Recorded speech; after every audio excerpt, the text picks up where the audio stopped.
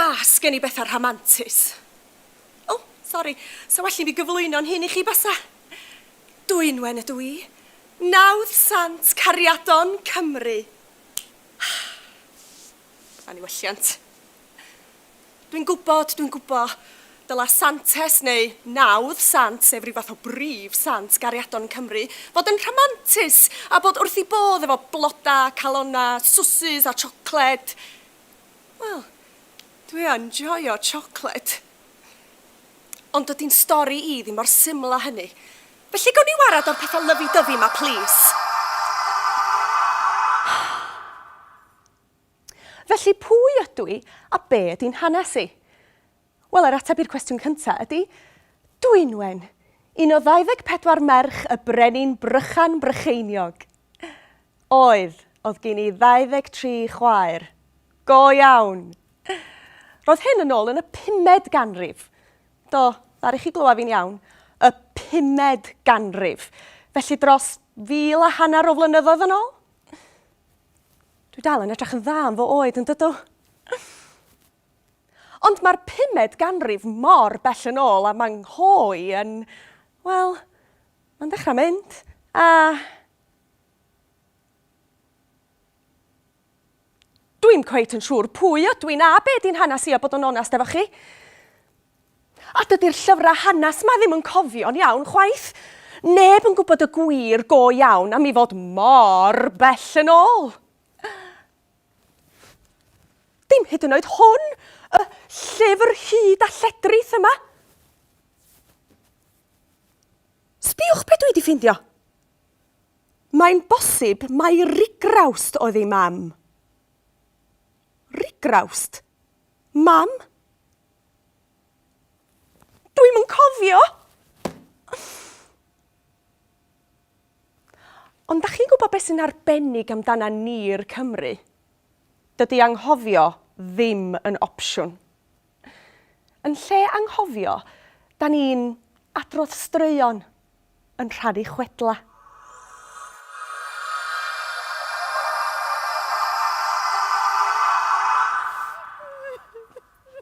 Sbiwch arna I, yn torri'n nghalon. Yn ôl y llyfrau hanes ma, dyma lle mae'n stori i'n cychwyn. Dwi'n crio, wedi fy mrifo. Na, dwi'n di disgyn a llosgi'n hyn am byd felly. Wedi fy mrifo gan serch. A dyma pwy sy ar fai. Meilon dafodryll. O'n I mewn cariad hefo fo. Wrth fy modd. Ond roedd Meilon... Esgusodwch fi.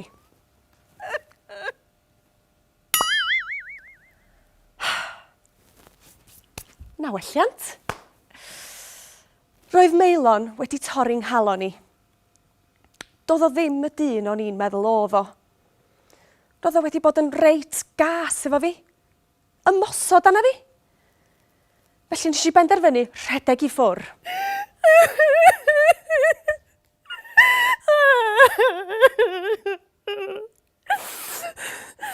A dyma fi'n dechrau gweddio. Gweddio I beidio bod mewn poen yn meddwl am Meilon. I beidio a torri'n nghalon dros y sinach. Nes I weddio gymaint, nes I mi syrthio I gysgu. A dyma pryd mae pethau'n dechrau mynd yn ddifyr.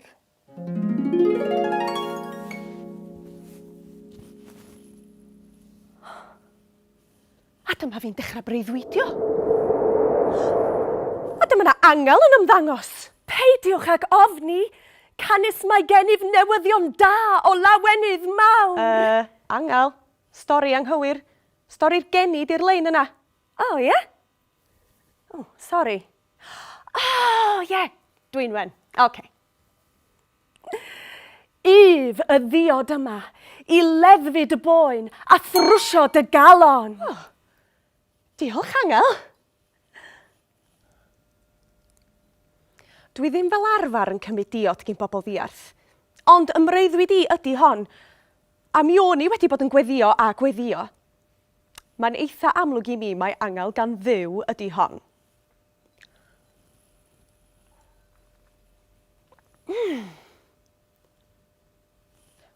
Dwi'n meddwl mod i'n dechrau teimlo well. Yndw, dwi'n meddwl y mod i.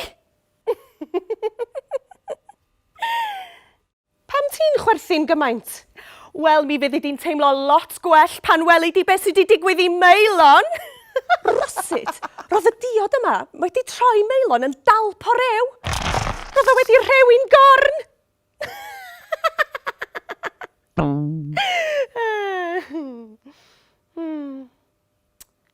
Ond, i fod o wedi mrifo i, do'n i ddim yn licio i weld o'n diodda fel na chwaith. Ond be ddidodd yr angel nesaf ar un rhyfeddu i? Am i ti fod yn ddewr a troi oddi wrth Meilon Creulon, mae Duw am i ti gael 3 dymuniad. 3 dymuniad? Ar ôl yr holl weddion a nes i, roedd Duw am adael i mi gael 3 pheth. Rwan, swn i wedi gallu gofyn am lond gwlad o siocled. Neu gi bach anwes hollol ciwt. Ond na, ddim fel na mae Duw yn gweithio, ac o'n i'n gwybod fod hyn yn rhywbeth llawar mwy pwysig. Felly, yn gynta, mi nes i ofyn wrth Duw ddadma'r Meilon. Dadrewi, dadleth. Pam fod na gymaint o eiriau Cymraeg am doddi rhew? Be oedd yn bwysig am hynny oedd mod i madda i Meilon. Madda. Ydych chi wedi clywed y gair yna o'r blaen? Bod rhywun yn gwneud rhywbeth drwg i ni, da ni'n penderfynu peidio dal dig a derbyn bod pawb yn gwneud camgymeriadau. Felly dyna oedd dymuniad 1, dadma'r Meilon. Wedyn, 2, a hwn di'r un pwysig. Nes i fynd chydig bach yn, do'n i'm, lyfi-dyfi. Dim gymaint a hynna chwaith. Ond nes i ddechrau meddwl am y busnes syrthio mewn cariad ma. A nes i ddechrau meddwl am pa mor hapus a llawn egni o'n i pan o'n i'n teimlo felly. A wedyn nes i feddwl am pa mor drist o'n i pan nes i sylwi na dim Meilon oedd yr un. Felly, dyma fi'n gofyn i Duw i helpu fi, i helpu gwir gariadon Cymru am byth. Yn drydydd, nes i ofyn wrth Duw i beidio a gadael i mi fod isio prodi. Do'n i byth isio syrthio mewn cariad eto. A dyna sut y gwnaeth Duw fi'n Santes. Santes cariadon. A nes i godi eglwys a byw fel lleian yn Llanddwyn Sir Fôn. A fanno hefyd dwi wedi cael yngladdu. O dewch laen, doeddech chi'n meddwl bod fi dal yn fyw a fi na wedi cael yngeni yn y flwyddyn 400 a rhywbeth. Sbiwch perffaith ydy'r lle. Mae yna filoedd o bobl wedi ymweld â Ynys Llanddwyn yn enwedig i weld eglwys Santes Dwynwen dros y canrifoedd. Mi fedrwch chi fynd yno heddiw, does am llawer o'r eglwys ar ôl erbyn hyn. Ond mi oedd pobl yn teithio o bell, yn dod i chwilio am gymorth ac ysbrydoliaeth i ddelio efo cariad. A mae yna ffynon arbennig yno hefyd. Ffynon Dwynwen wrth gwrs. A mi fydai gyfrinach wrthach chi. Mae'r slywod sydd yn byw yn nŵr y ffynon yn gallu deud wrthach chi os ydych cariad yn un gwir neu un ffôl. Ond does na neb yn siŵr iawn lle mae'r ffynon erbyn hyn a wel, ma'n ngho i'n wael. A rhywbeth fel na sy'n y llyfrau hanes ma. Dwi wedi darllen sawl fersiwn.